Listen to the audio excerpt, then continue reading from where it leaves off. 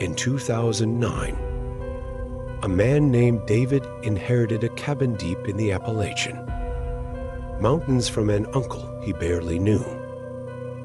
Excited by the idea of a secluded getaway, David decided to spend a weekend there. Upon arrival, he noticed strange carvings etched into the wooden beams of the cabin.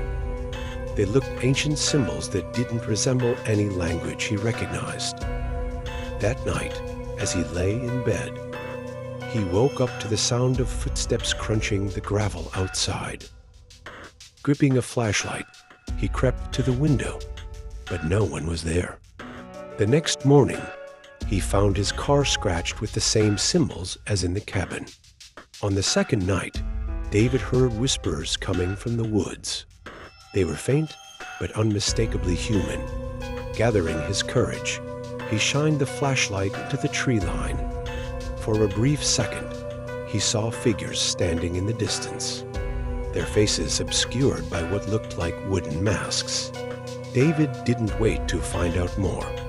He grabbed his belongings, jumped into his scratched-up car, and sped away. Years later, he learned that the cabin sat on land once used by an isolated cult known for human sacrifices.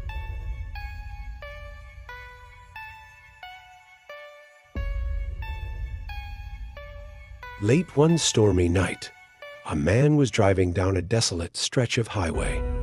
Rain poured heavily, and visibility was minimal.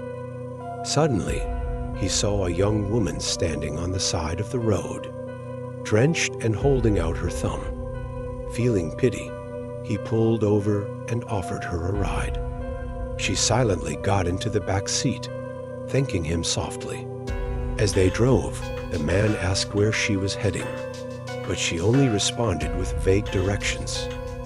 Every time he glanced in the rearview mirror, her face seemed oddly distorted, but he brushed it off as a trick of the rain and fog glass.